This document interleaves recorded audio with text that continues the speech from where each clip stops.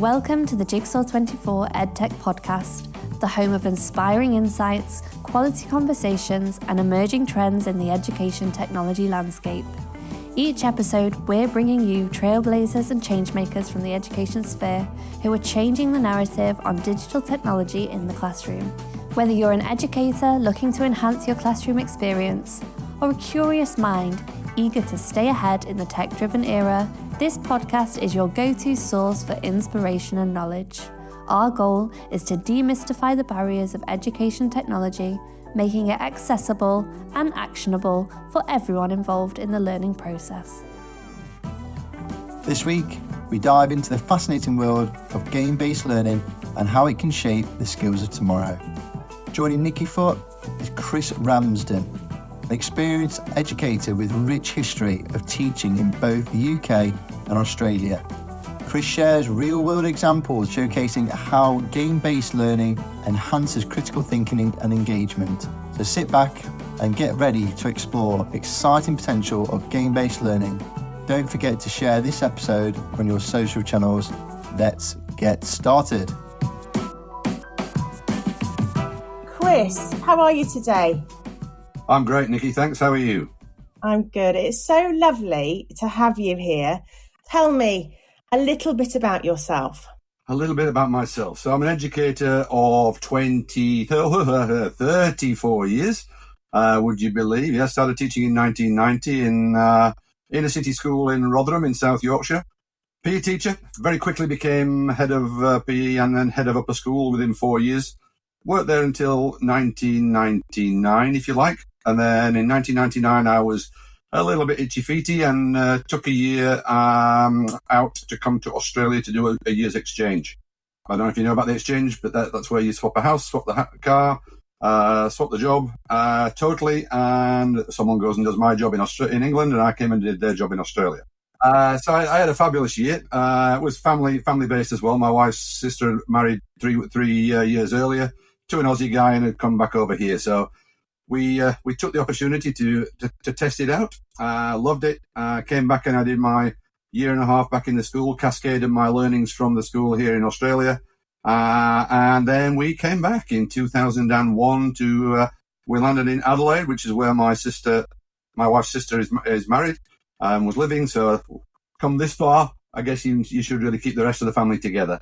So I worked in public schools in the UK, but over here, I ended up working in independent schools, one called Emmanuel College and one called Scotch College here in Adelaide. Became head of PE, head of house. And then in 2006, I was a little frustrated with kids coming to me in year 12, which is kind of like the equivalent of A-levels in the UK. I thought not thinking, wanting me to do the thinking for them. And I found that really quite frustrating. Took a year out, discovered a methodology called Mind Lab, which is a games-based learning program from Israel. Went across there, trained myself up, took 10 days to train myself up, and then came back to Australia. That's the forerunner of where I am now. Oh, that's really nice. So we're going to talk today about game-based learning. And I'm really interested and fascinated about your take on this and about your experience. Sure. I want to start off with, talk to me a little bit about what game-based learning is and how it's different from gamified learning. All right, so game-based learning for me is where the game is actually the learning vehicle. It provides an immersive simulated environment for active learning and problem solving, which is where the kids really are using the game, or we're using the game as a tool to be able to switch kids on, but actually take the learning from that game itself and branch off into learning strategies, metacognitive models of thinking. And I would contrast that with gamification, which I think is pretty extrinsic. The game elements are extrinsic, which are added on, if you like, to standard content delivery. We use aspects of gamification within our work, but I think that's a fairly straight distinction, if you like, in terms of, I think, game-based learning is the tool, the vehicle, as opposed to looking for ways to try and just jazz up, if you like, the current existing curriculum. Okay. How how did you get into game-based learning?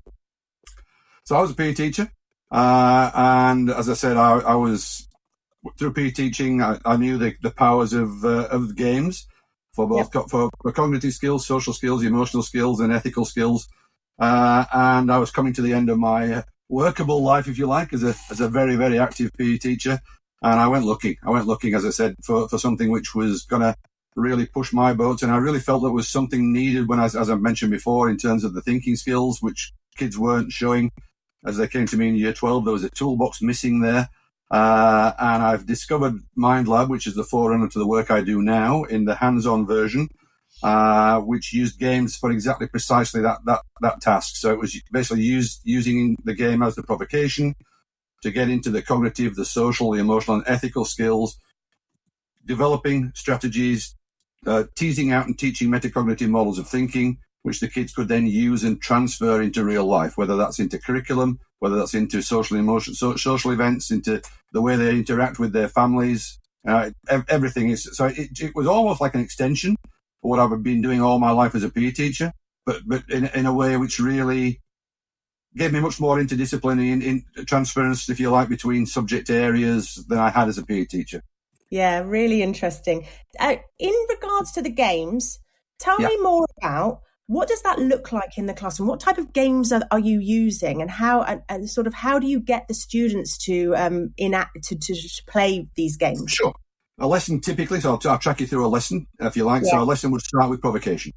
So provocation is about what we're going to be doing. Is that going to be about problem solving? Is it going to be back to front solutions? Is it going to be critical thinking that we're going to be looking at? Is it creative thinking that we're looking at? What are we actually looking at with our focus today? And we have games which will tap into those different modes of thinking. And we would then, having had this discussion, which might be prefaced by a video, it might be conversation, it might be riddles, it might be any number of ways of actually getting them to really engage with what's coming ahead, which incidentally is not isolated. It's all aspects which are really important for their curriculum, but also their life. And then we use the game to then engage them with strategies. So we'll teach the game. So the games, think chess, but not chess. Okay, so chess is obviously the quintessential game. It's got so much involved in it, but it's a tough game to teach and use on a regular basis within classrooms. So we have a suite of games which tap into different aspects, if you like, of chess. But they are all standalone games on themselves, and we can teach those games generally within 5 minutes. So the games can be taught, and then we give the kids a chance to experience the games they play. They get engaged. They infuse. They make mistakes. They find out what's working for them. They discover strategies themselves. They discover what's not working for them. They discover the emotions that they're feeling as they're going through that. And then we'll basically, I'm like an animateur walking around the classroom. I'm basically dipping in and having conversations as I'm going. And I'm asking what are they thinking? Why are they doing that? What's their reasoning behind that? And they often don't want to tell me because they don't want the person they're playing with to know what their thinking is. But it's I often actually tell them, particularly when they're learning the games, it's a lovely thing to be able to think out loud, making that thinking visible so that they can actually share that with the person they're learning with, and they can both work together to develop the knowledge of the game, number one, but also the knowledge of the skills that they're embellishing and developing together. So they'll play the game, and I might stop them, and we might have a little chat about things where it's all about questioning. I'm discussing, I'm questioning, I'm discussing, I'm questioning, I'm listening, and then I might be exemplifying some things for them and showing them basically a template of thinking, modeling for them some aspects of that, of the thought processes. It might be that we're actually teaching a full-on metacognitive model of thinking, which we want them to use in that game. And then from that game, we would use that model of strategies and look to transfer. So the lesson typically would go provocation, play, learn, and transfer. That's our little flow, if you like. And I would argue that you could use that methodology with any game anywhere in the world. Yeah. Are these games online or paper-based or sort of role-playing games? Okay, so the original games which I used back in 2006, 2007, and still use today with certain schools are hands-on based games. So they're strategy games which you can get out of the box, put them on the table, shake hands with the person you're playing with, look them in the eye and wish them really good luck. Really important aspects of actually being a human being. So there's nothing, it's so rich in terms of that. So, and I'll actually talk to them about why are we doing that? Why are we shaking hands? What's the protocols of shaking hands? Why would we do it? Because you see so many things happening on the weekend when you see sport and you see people just not showing respect, and it's really anathema to me. I hate it, and so I will challenge people quite radically in the classroom about the way they will actually relate to people, and say, let's take that forward and use that when you play sport. So hands-on games was where it started. Still use them. But what we as a group have done is move now into a blended learning environment where we have the games now in a learning platform. So the learning platform has the games inside it, and the kids are playing with and against the computer. They can still play with a partner against that computer situation. And the game is really easier, if you like, for a teacher in this environment to manage. So the kids can play, and we have machine learning and artificial intelligence in the background that's watching everything that the kids are doing, what they're up to, can see how long they're taking between moves. Are they slowing their thinking down? Are they controlling their impulsivity? So lots of things that the actual artificial intelligence in the background can observe, which is really rich in data to help the teacher along the way, to be able to teach aspects of what's necessary, what's needed. Whether it's a hard copy game or a blended learning game, the opportunity to play the game is great. It's fantastic. Kids love to play, but it's not the be-all and end-all.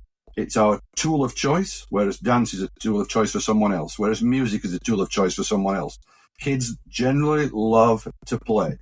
So straight away, we're on a winner. I call it nutritional candy for the brain, if you like. So we're hooking them in with it, and we're saying, okay, the game is something which is going to give you that, let's get in there and get stuck in. They get in there, they get into a state of flow, and then trying to stop them to have the conversations is an interesting thing in itself, because they're just so immersed in the game. And as I said, we then look to really tease out strategies and take them from the blended learning, the online environment, back to discuss strategies. We'll pull apart certain aspects of the game, and I'll model again on the board and get them to come forward to the board. And it's just ongoing discussion. It's a really verbal methodology, if you like. Yeah, absolutely fascinating. I love that, getting into the flow. And there's very limited opportunities, really, for teachers to really get students, allow them that time to get into flow.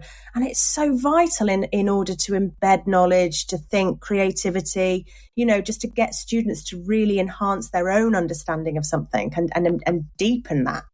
Where do you find some really natural spots, some real great quick wins for the teachers where they can see it? Because often what I find is that when I see something so naturally, you go and you work with the teachers, and it's that mindset, working with their mindset to open it up a little bit, to see that those connections aren't isolated. They're not something that stand alone. You can actually bring them together and then free yourself up with so much more time to do something for longer and really embed that.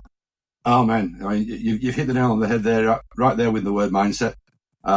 So it's challenging for us to actually challenge the mindset of our educators, because sometimes they can be not so open to the growth side of the continuum when they come across something like games in a classroom.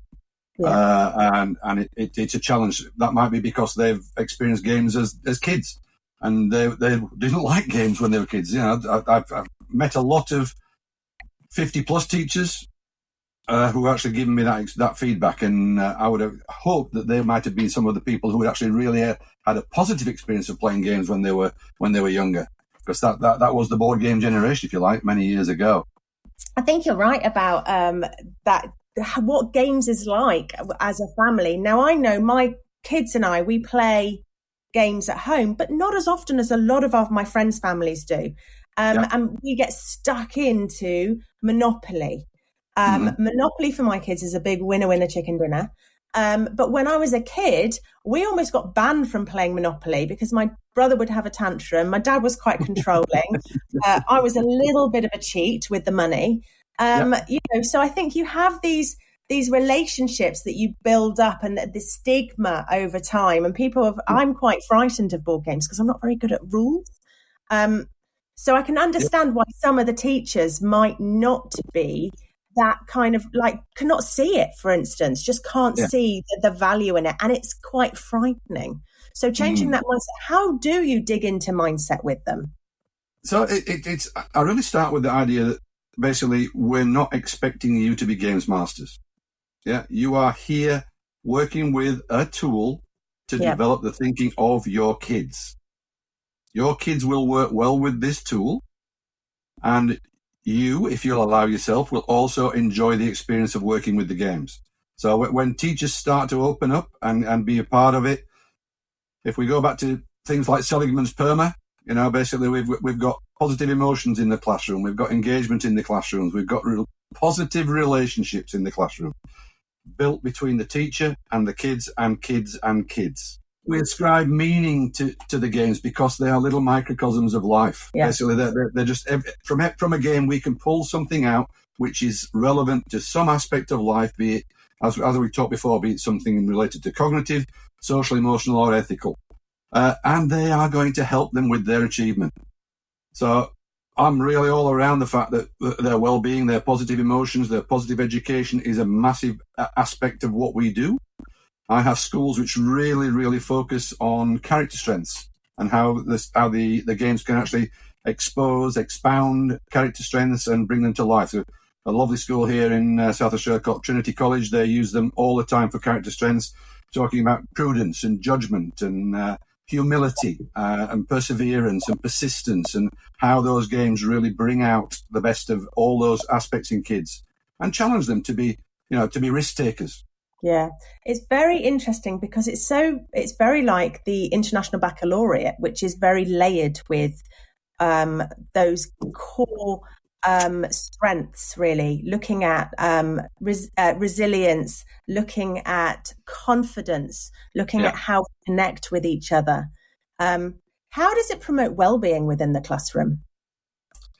So again, basically, we're looking at that aspect of the resilience side of things. So kids are challenged to really push themselves and get into a situation whereby, often the things are too easy at times for some kids, and when they're faced with adversity, then they are often, particularly in this current climate, that their anxiety levels, they have some concerns around that, and the fact that the games are win or lose sometimes means that they have to really take on board and really be challenged by that and learn in different environments through different games how to really cope with those situations.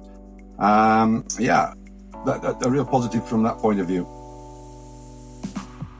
Discover the power of accessibility with Jigsaw24 and Apple iPad. iPads come packed with features that make learning accessible for everyone.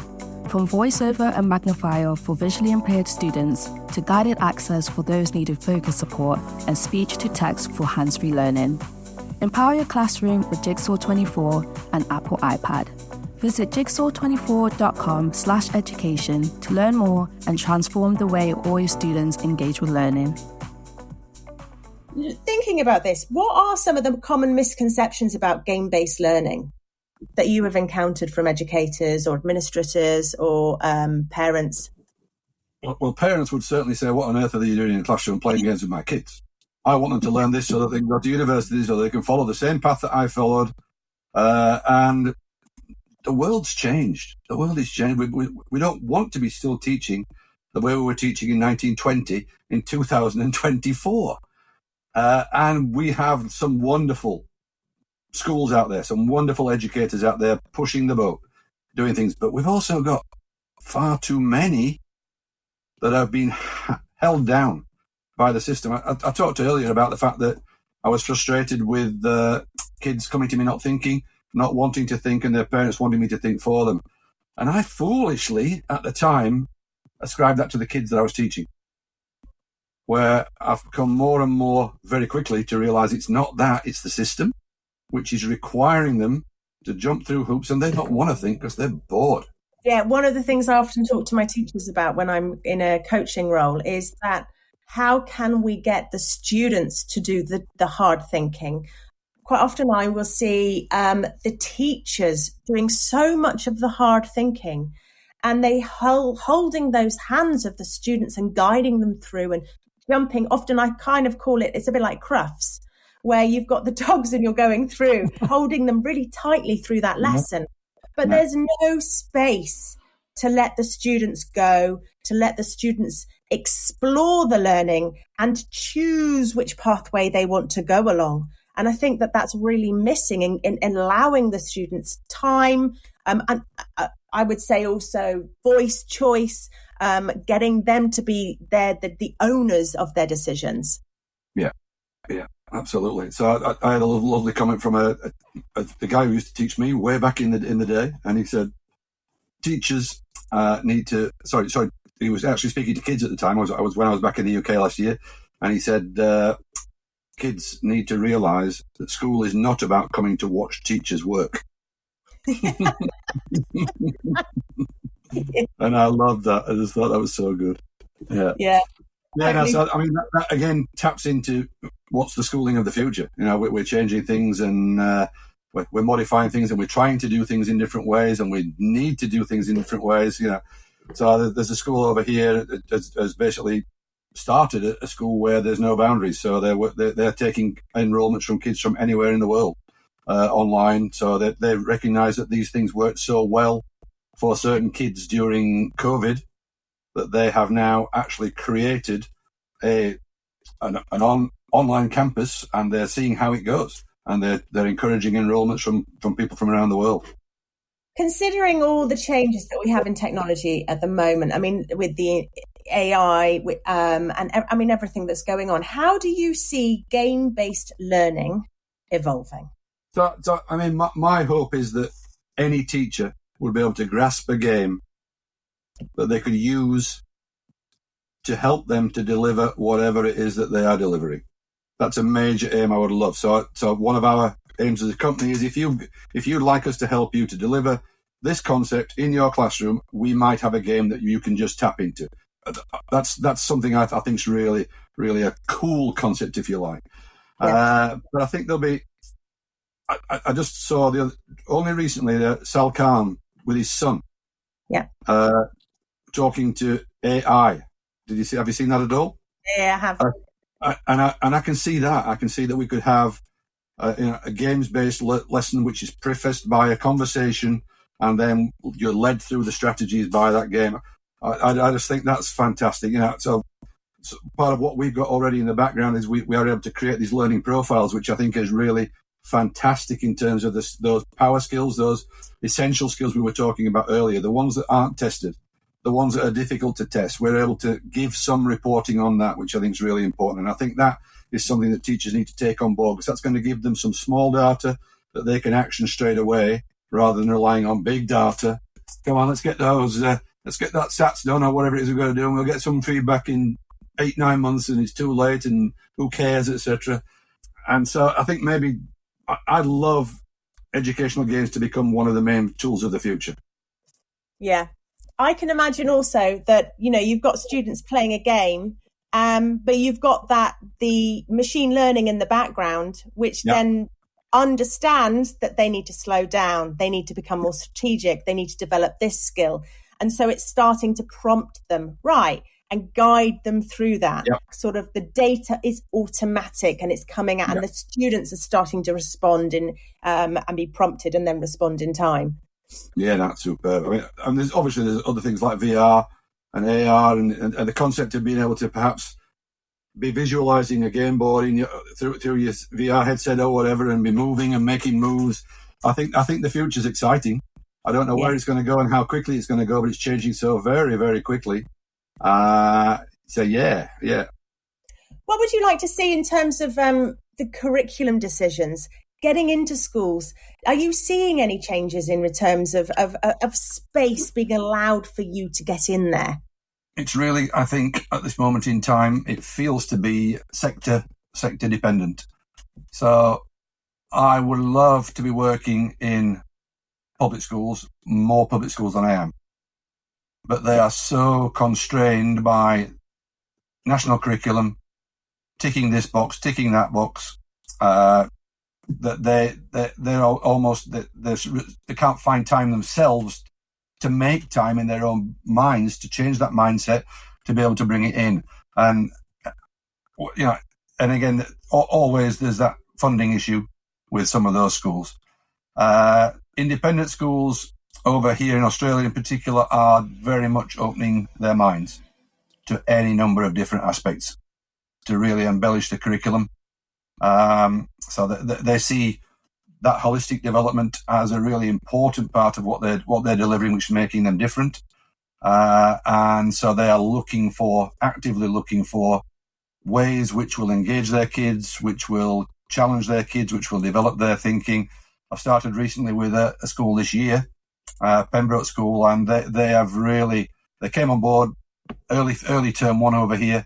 And my words have they gone to town with Axelium. So they brought it on board to really be a part of what they've called, I think it's SEAL.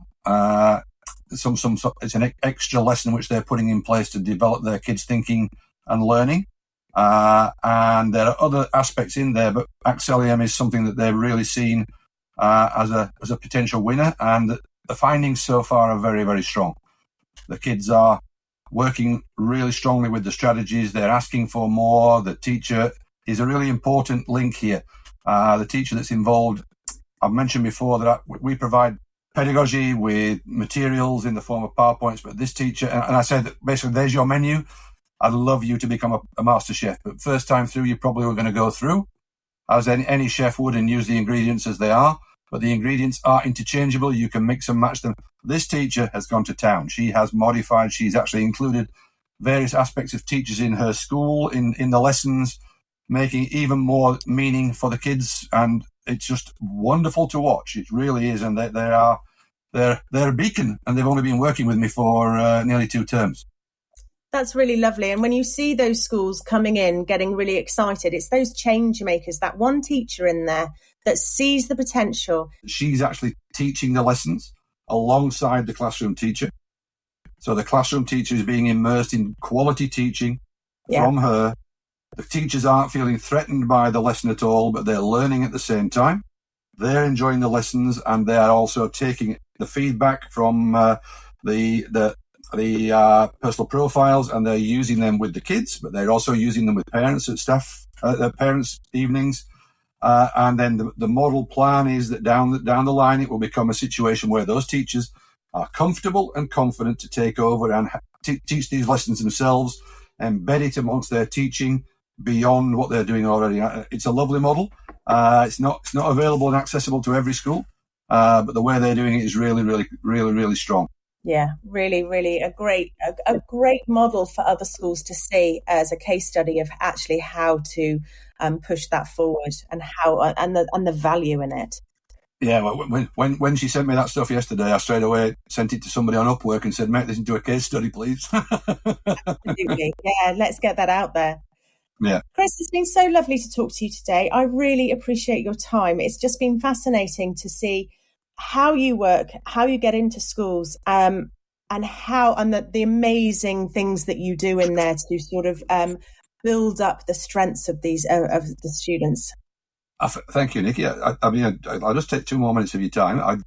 I really did forget to talk about word of mouth.